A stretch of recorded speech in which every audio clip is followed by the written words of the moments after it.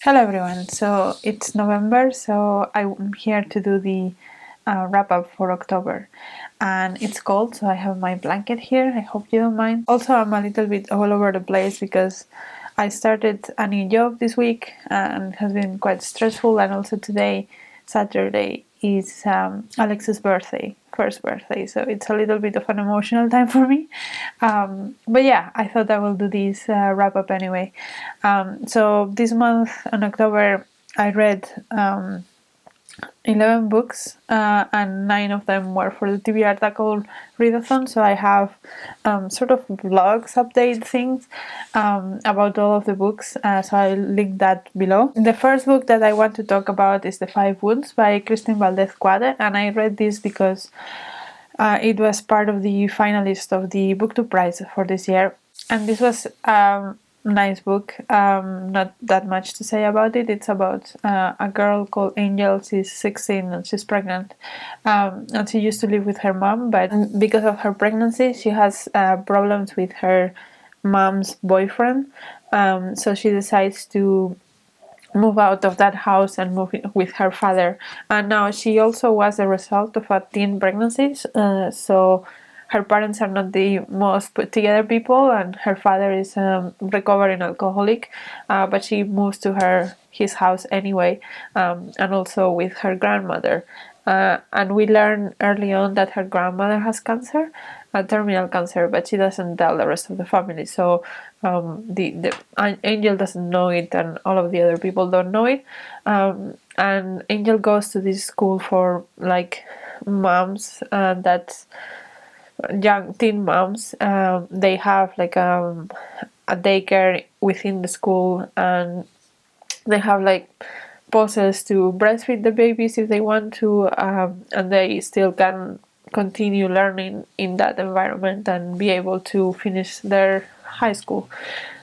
So we follow her struggling with her pregnancy, struggling with her relationship with her mom and her dad, with what's happening to her grandma, which nobody really knows until quite late in the book, but we do know. And also like some relationships that she develops within the girls in the school.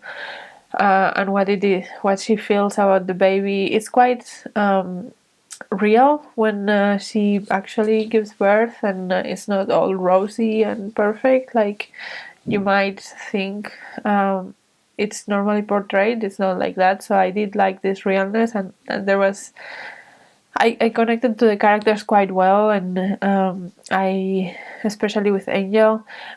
So I liked the book. I just didn't think it was anything particularly amazing or special. There was nothing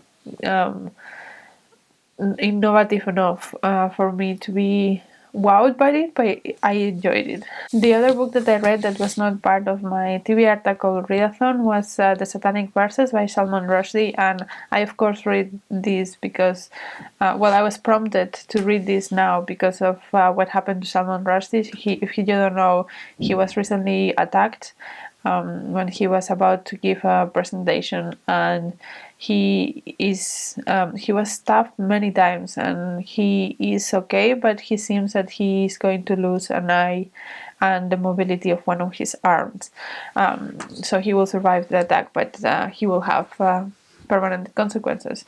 And that was because when he wrote the Satanic Verses, a fatwa was issued in his name to all Muslims to try and kill him, I guess. And yeah, so since then he has been in danger of being attacked, and it recently happened. It prompted me to read the book and see what it was all about. And I have a review of it, so I will link it down below as well. I think that there were some parts of it I enjoyed. There's a lot of interesting bits in this book, but it's also a very challenging book. It's a book that is not straightforward. It goes in all kinds of directions, and it has a lot of characters and changes the names of the characters, so it's very difficult to follow all of them. And it basically is about good and evil and how nothing is so clear cut. and it does have a lot of religious elements, of course. So we follow mainly two people. One of them is an actor, and he's not the best person, and the other guy is also not the best person, but like more normal person.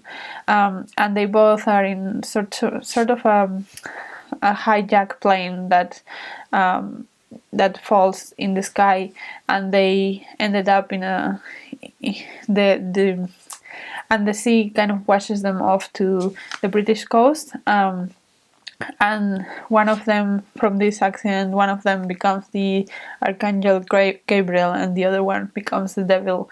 And we kind of see their lives from then on, and how, like, we'll assume that it's like good and evil, but there's a lot more mix than that. It was an interesting comment in religion for me. I particularly like the parts that commented on being an immigrant in the UK as well. But yeah, it was a very difficult book, and I think I will have to read it again to completely understand what's going on. And yeah, it's one of those books, right? I can appreciate that something interesting and something great is going on, but at the same time, I didn't have the capacity to completely understand everything that was going on. And then the rest of the books I have to talk to you about are from the TBR Tackle Readathon. So the first one I read was The Unseen World by Liz Moore, and this has been in my TBR for a really long time, so I was happy to get to read it. And it's basically about this girl in Boston in the 80s, I believe, if I remember correctly. And her father is a very famous computational genius. And he works for the university, and he decides to have a child. So because he doesn't have a relationship, he ends up using a surrogate, and that's how Ada is conceived, and that's how she comes to this world. And he basically takes her to the lab and calls it homeschooling, and like he's always testing her and challenging her. And at some point, he develops Alzheimer's. So he eventually, I think it's Alzheimer's, but he eventually gets like really bad, so he doesn't recognize her anymore and eventually dies. And it's more or less the journey of this girl from when she's like 12 or so until she's an adult, trying to navigate the illness of her father and all her unconventional upbringing that she had. She never went to school before, things like that. And I liked it. I think it was not fun, but it was intriguing in many ways. There's a lot of like mystery elements about the story of her father and how he came to be where he was. But I thought it was going to be a lot warmer than it was. I didn't like the relationship between Ada and her father. I thought it was kind of toxic. He's always like treating her like an adult and expecting her to be an adult when she's like 11, 12 years old. And I think that's kind of toxic. Like she never gets to be a kid. So yeah, I was expecting something a little bit warmer, but other than that, I think it was interesting. The mystery was fun, and the computational elements were also fun. But yeah, there were some things that were a bit iffy as well. So then the next one I read for the TBR Tackle was Summer Light and Then Comes the Night by Jon Kalman Stefansson, and this is an Icelandic book, and it's kind of like almost short stories and parts about the people in this village, rural Iceland, and like daily life in rural Iceland, basically. And that sounded really good, and I liked the reflective tone that the book took, especially at the beginning. I was really enjoying myself, and then I was hit by misogyny like a truck. There's a lot of discussion about the women in the rural village and how big their breasts are and how big their butts are and how they melt when they see certain men. And I just I just didn't care about that, and it made me feel really uncomfortable, and like there was adding nothing to the sense of the book. So yeah, unfortunately, I really didn't like that. But yeah, it was what it was. I'm not. I had another book from this author in my TBR, but I'm not gonna read it because I'm just not interested anymore. So yeah, that was good to have out of my TBR now. I know that I like his writing, but not his misogyny. Then I read Lessons in Chemistry by Bonnie Garmus, again for my TBR tackle, and I guess this connects a little bit to the unseen world in many ways. So this one is about a woman in the 60s, and she's a chemist, and she's a very good chemist, and she's working in this lab. And she's not very appreciated just because, women in the 60s are supposed to be secretaries. But she is a chemist, and the lab where she works, there is this man that is a very famous, very good chemist, and they fall in love. And he's killed at some point in an accident, and then she finds out that she's pregnant. So she has this kid, and because of the kid as well, and because things going in the lab, she's not able to continue working in this lab. So she decides to change careers, and she happens to find a job on TV as a cooking show, basically. And she likes that because she sees cooking as a chemistry action. Like she sees cooking as chemistry, basically. The blurb of this book makes it look like she sneakily explains chemistry in this cooking show to make to empower women that are seeing the show, that they're supposed to be housewives. That's not quite how it works. She's just one of those people that she's very logical, and she sees the chemistry, and she keeps telling people, I'm not making a cooking show, I'm making a chemistry show. But the producers just don't take her seriously, and they tell her, yeah, you're having a cooking show, so that's what you're doing. But she's not doing that because that's not what she told them that she was gonna do, and she never promised that. And she does empower so many housewives, and it's about that dynamic in the show and how she actually makes women follow their dreams regardless of all the misogynistic stereotypes. And also, I mean, this kid that she has is also super smart, and she's also kind of like Ada in the Unseen World, like a precocious kid, also because of the way she's brought up. But I think that in this case it was less creepy because she also has other people in her life that make sure that she remains a kid, and she does normal kid things, and she goes to school, and it's not as oppressive as the other one.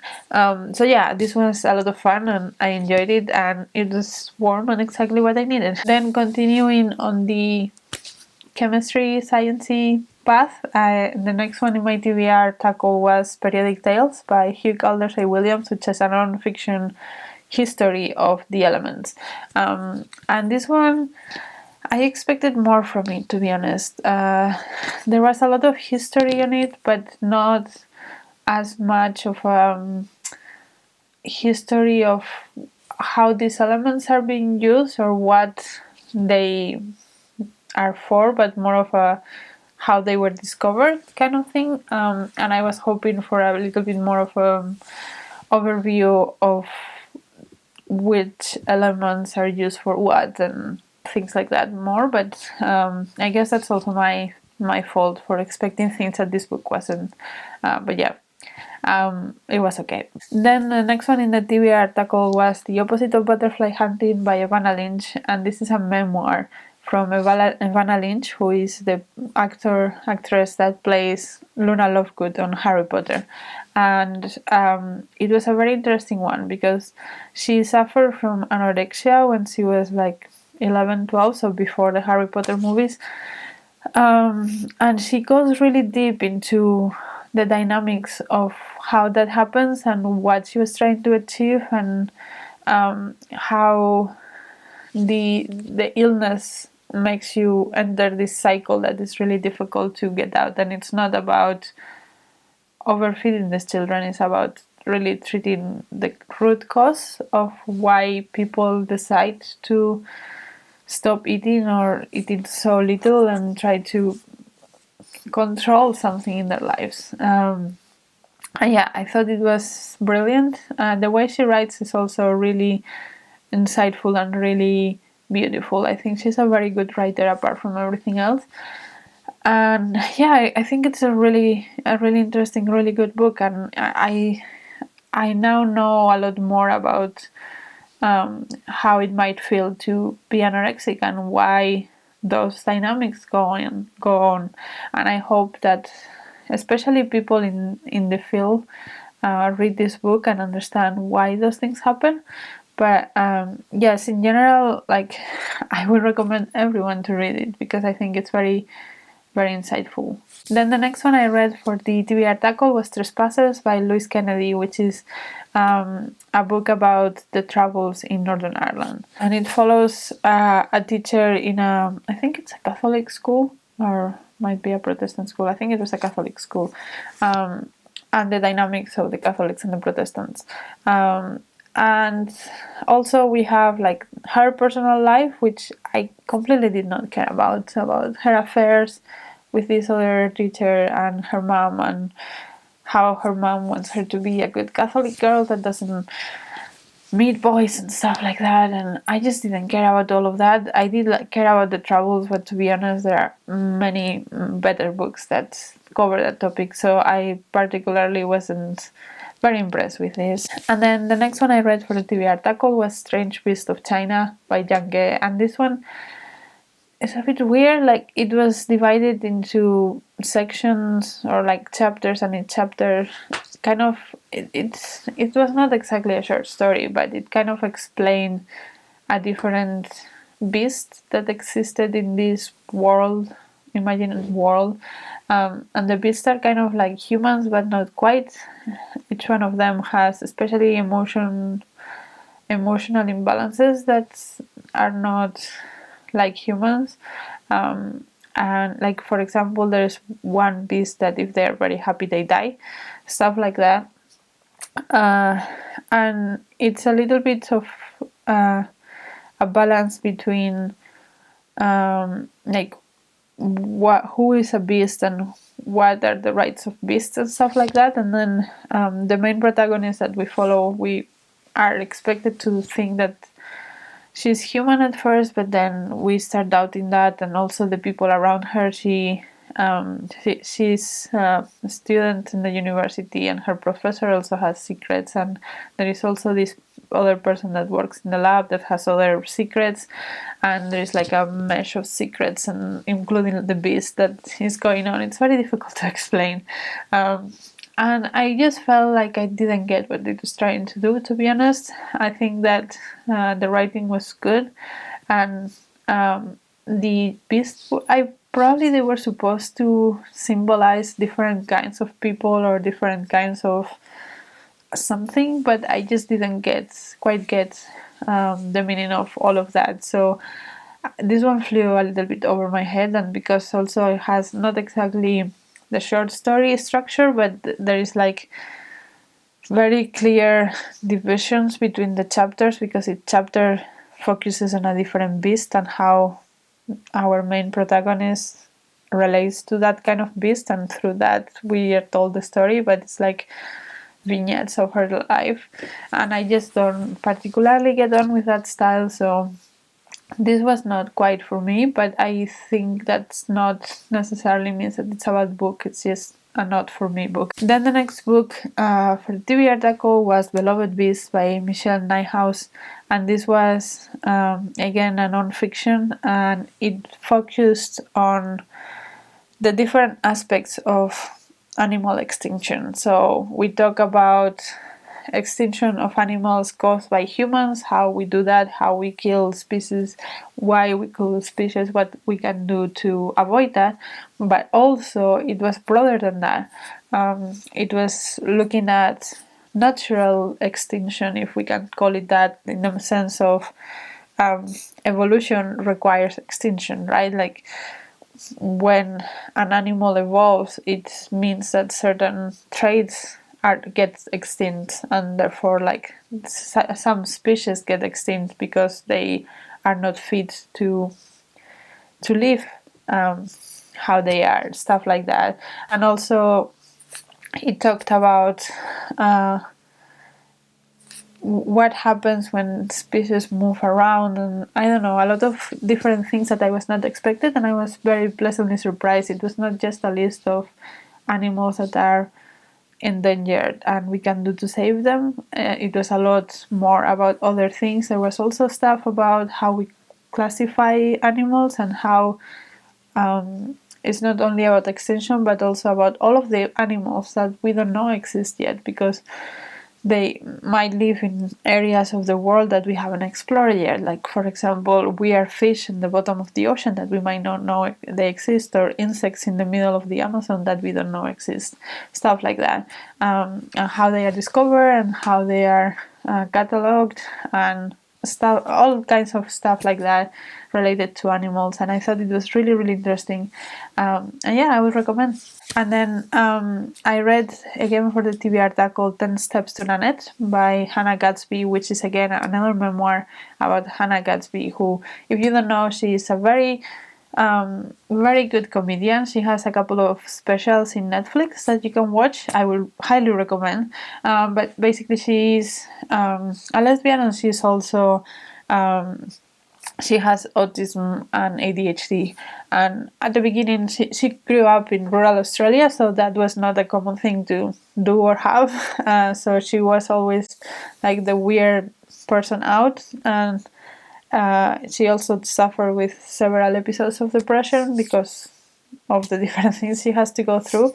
And we follow her in her life basically, and all the hardships that she had to go through because of those conditions. But also she experienced rape and assault, so that's also a hard thing that she talks about. And she's very funny, but also very truthful, and she does have boundaries that she clearly doesn't want to cross, and she's not afraid to say that. It doesn't feel like she's trying to hide anything, but at points she would say, and I was raped, and people would think that that was a very important part of that year of my life, but I just don't want to talk about it. I don't think it was that important, that life-changing for me at that point, so I'm just not going to talk about it. And I like that she had boundaries like that, and she was not afraid to share them. So yeah, I just think that she's an amazing human being and a very funny one, and I would recommend to check her stuff, both her book and her Netflix shows, because she's amazing. And then the last book I wanted to talk about, I actually finished the 1st of November, so I don't know if it counts, but I'm just going to put it here before I forget what it is about. And that's In the Country of Others by Leila Slimani, which was also part of my TV article readathon thing, so it just fits better in this video. And this one was about a French woman that around the Second World War decides to marry this Moroccan guy that she met during the war, and then they move back to Morocco, both of them, and have children there and all of that, and how hard it is sometimes, because she's French, obviously, but the French people in Morocco don't accept her because they don't understand why she will marry a Moroccan man. But in the Moroccan part of her family, she is still a foreigner and an educated woman, which was a really unheard of thing in Morocco at the time. And on top of all of that, Morocco is going through independence, so there are a lot of history and power dynamics going on. And I did like the history part of it. I didn't know anything about Morocco in that sense. I didn't know about the independence of Morocco, so I learned a lot. But I also felt like I didn't connect with any of the characters that much. It was a very removed kind of book from the characters, or I would have liked to connect with them more. But yeah, there are parts of it that I really enjoy, especially concerning the independence of Morocco. So yeah, those are all the books that I read in October and a little bit of November. Let me know if you have read any of them, if you like them, what do you think about any of them, and until next video, bye!